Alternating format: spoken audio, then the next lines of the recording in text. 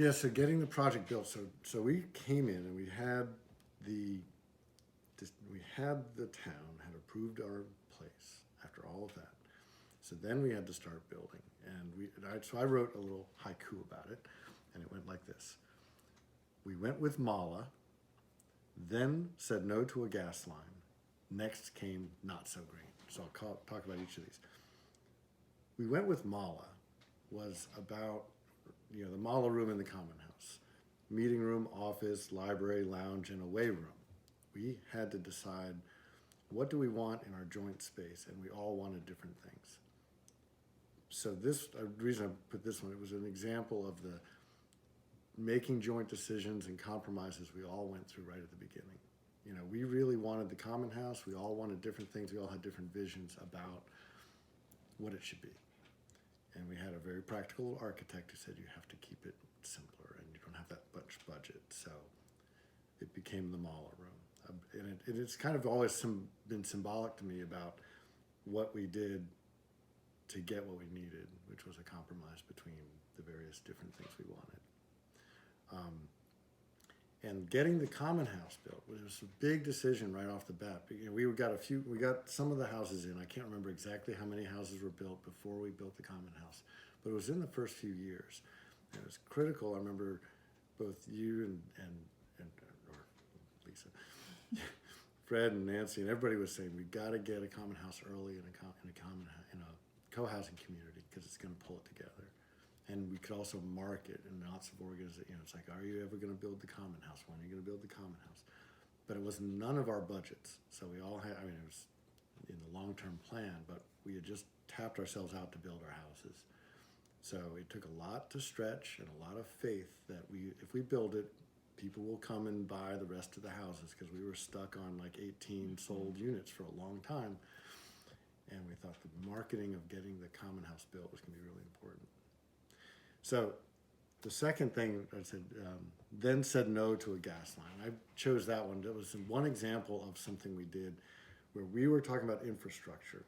Once we were going to build the facility, we had to choose all kinds of design choices, whether we go with air source heat pumps or ground source heat pumps, and vinyl siding, hardy plank siding, metal roofs, asphalt roofs, all tangled up between cost and values and choices and, as much as anything, what our builder would build for us, because they were very uncomfortable with some of these things. We were kind of, we want this, and then they'd say, you know how much that's going to cost? And we'd say, maybe we don't want that. But the infrastructure and design choices that we had to make, one of them was the gas line. We investigated and we argued and we thought about it. And it was $110,000 to bring the gas line to the community. And a lot of us really wanted it, and some of us really didn't. And a cash upfront versus long-term cost. Meeting after meeting after meeting to talk about that. And ultimately we said no. We said it just doesn't serve our values. It doesn't serve what we need to get into this community as a community. Mm-hmm. And so we said no to the gas line. But that was typical of a lot of the decisions we had to do. We had to fight about the vinyl siding. So many of us didn't want vinyl siding, oil, and all this other, but practically that was the way to get the community built. And again, the community getting built was the overriding concern that we had. And trying to keep some of the people who maybe were stretched financially. There was all, I was an advocate for some things that, I was really wanted to do the technology, ground source heat pumps, for example. I gave up on it on my house because the builders wouldn't do it, but thought maybe the common house will have ground source heat pumps because they were really efficient.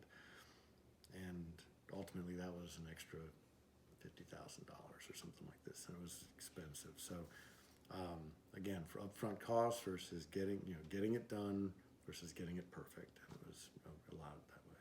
Mm-hmm. So a lot of trade-offs and discussions, a lot of working with Chipsy, our builder, because there was a structure problem because they needed to be building houses even if we didn't have them sold yet, or else they were going to leave. we didn't want them to leave and then have to bring them back. So sometimes we had to build a house on spec and take a risk that the community would sell it, and then we'd use that money to build the next house. And there's a continuing struggle of which one gets built next. Should we put in better flooring in that one to attract a particular buyer? What choices should we make? What should we leave to the buyer to do? And what will Chipsy do so that they won't leave? It was a real struggle. And I think in that a hard place the whole time. yeah, it was always like, are we going to be able to make it? Should we do this one next? And then a race of closings. Like maybe this guy was ready to close, but another person wasn't ready, or somebody would back out at the last minute, and then all of a sudden there goes our schedule. So the third one I put, which was next comes Not So Green. And it's called the Not So Green, if anybody doesn't remember. It's because it used to be a big pile of gravel and a construction trailer for 2 years, 3 years. And so after they finally moved the trailer, it just didn't take grass at all for a long time. And it was kind of beat up and just gravel pit. So it got called the Not So Green. But it was right in the middle of everything. And so this topic of the Not So Green was really, how do you start living in a community that's still under construction, a construction zone with a swarm of young children? The kids kind of loved it, but you're talking about, infants running around on heavy equipment and blasting zones. Porta potties everywhere. Coke machine in the middle of the community was not exactly in our vision statement. So, but how do you live in a construction zone for years and sell it? Because the trailer was the place where everybody could go to pick their siding or whatever samples there were, right? So we're trying to sell it and live in it and stay out of the way of the heavy equipment operators as they were going through, and the gravel and the mud and the blasting zones, and when the house next to ours, where Sarah Jane was building her house, and they had the hardest time with rock and the fear of hitting rock, especially on a spec house where we were trying to build, and we had to take the cost, and then what if we priced it too high because we hit rock? It was a big discussion. So lots of stress as to what to build when, and again, what would Chipsy agree to build? They're used to a specific way of building, and I would consider, I used to call us kind of pragmatic idealists. We started out idealists and became pragmatists in order to get the community built.